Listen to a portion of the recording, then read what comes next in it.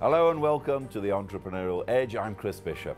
Now, fashion, we all love it. We all wish we could afford it. Now, these days in business, it pays to look good and keep up with the times. Now, this week we have an entrepreneur who is making a living out of fashion. Welcome to Dion Chang, a well-known name in the fashion and magazine industry. He's been a corporate trend analyst and design consultant, journalist, columnist and social commentator for 15 years. Now, he has his own company, Flux Trends. Welcome to the show, Dion. Yes. So let's take it right back to the beginning. Your background. Your parents, were they entrepreneurs? Yes, in a sense, my father was kind of a trader.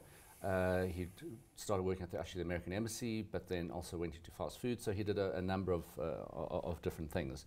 So I think I learned quite a bit about kind of doing business, and I think it was the quintessential and typical sort of Chinese family. You as a kid, you work in the business. So the work ethic was drummed into me from a very, very, very early age. And your father and your grandfather were all born and bred in Durban, in KwaZulu-Natal? In Johannesburg, actually. My dad actually grew up in Sophiatown. Oh. So my family history is all about political displacement, whether it was great-grandparents in China or the apartheid government in South Africa. We were being shoved around all the time. So. And your family were fighting against it every step of the Well, way? yeah, we were kind of just also being pushed around, and especially like my father, when Sophiatown was broken down, then 50s, they moved off and landed up in Pretoria, and that's where I grew up. Okay, so must have been your father was a trader, and what have you. Fashion must have been something from left field in your family. It really, really was, and I think with all kind of minority communities, the expected thing is to pursue a career in medicine, law, accounting, all those kind of respectable pillars. And I wanted to do fashion, and I was really, really lucky because my parents just said to me, "Are you sure?" And I said, "Yes." With a lot of negative kind of sentiment from actually other extended family members, they let me do what I wanted to, and what that led to was actually a scholarship afterwards. And at the tender age of 21, I moved to Paris and spent 2 years in Paris, 2 years in London, and after that I sort of came back to South Africa. I was actually waiting for some working papers to go back to the UK, and fell into the magazine industry in South Africa. But just to take a step back here, from Pretoria to Paris, it must have been an amazing time for you. It really, really was. I think I studied fashion in Durban. So it literally was from finishing school, I cut the apron strings very, very rapidly, and then went on my own in Durban. And then that was a good stepping stone of kind of starting to fend for yourself, and then being thrown completely in the deep end in Paris, where my lectures, I did postgraduate studies in fashion, but my lectures were actually in French, which I didn't quite factor in when I applied to the college, but I learned really quickly.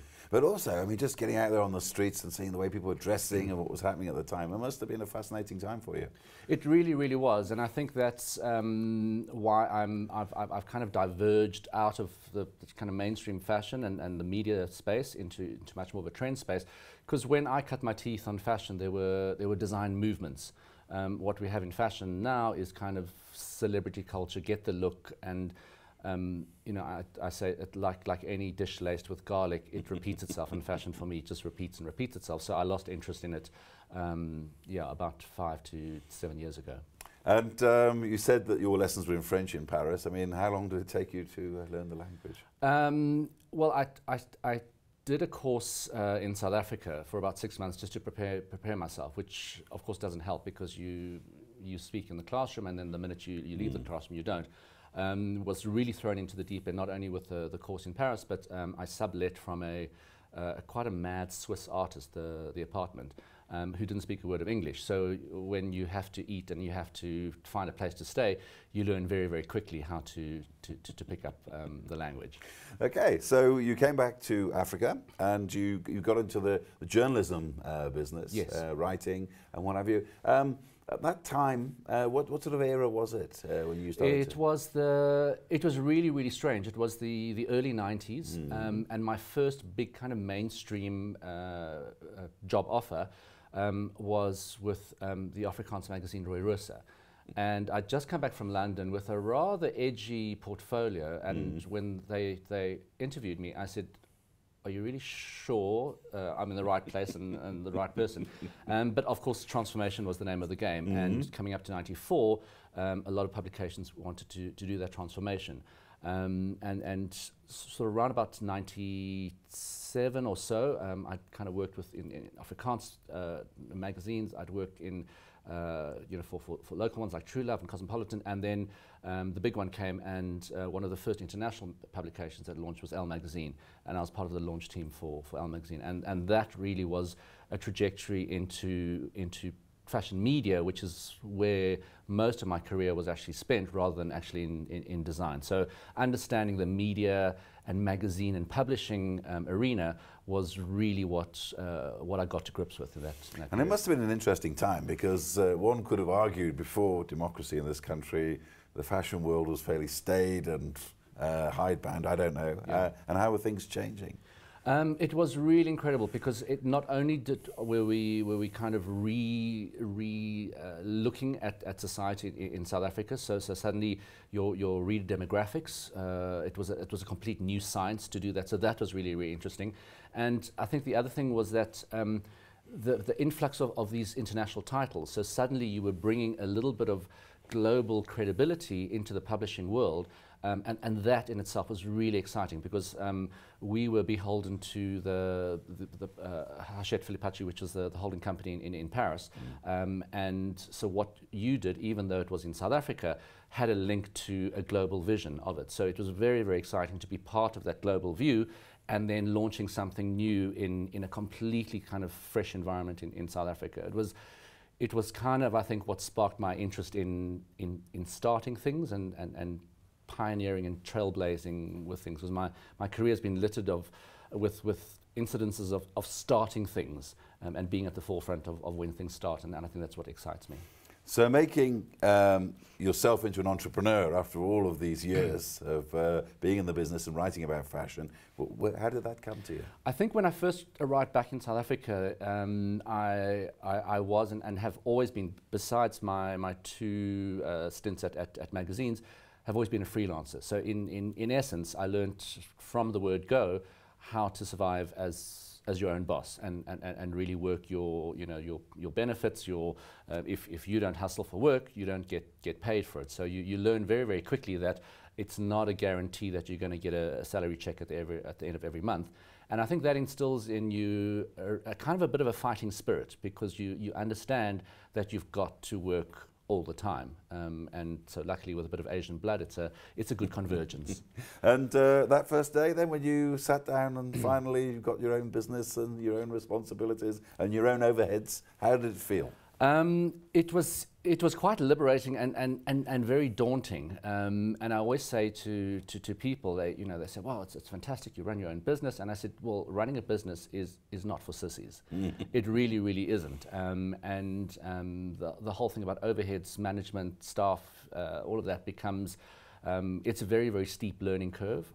You appreciate when you did possibly just earn a salary check and you didn't have those responsibilities, and you realize very fast that it's a 24/7 kind of commitment, and the new technologies and smartphones and everything actually just blur the lines even more, so you end up just living and working. So in the fashion business, where's your market? Where's your business? Where it's transpired now, which is really interesting, of spending time in the fashion media environment rather than in the design environment. Although I did spend 5 years working for when the South African Fashion Week was forming. So again, a new start with that. And there, the career in media and understanding how media channels work and communications that bind brands, designers. So more the business side of fashion is what really excited me and interested me more than the handbags and shoes side, so to speak. So let me ask you something then. In 2013, where is business and fashion going? I'm talking about business attire these days, because I'm confused. You see like open neck shirts these days, you see t-shirts among some very high ranking business people, jeans, all stars like you've got. But anyway, where do you think it's going? I think it's really interesting to see how much less, I would say, of a decorative art it is than a business. You're looking at large brands globally that are listing on stock exchanges and deciding where to list, whether it's in Asia or Hong Kong or in Europe, and suddenly the kind of the fashion side of it, the handbags and shoes side of it, which really doesn't interest me, is kind of really celebrity fueled.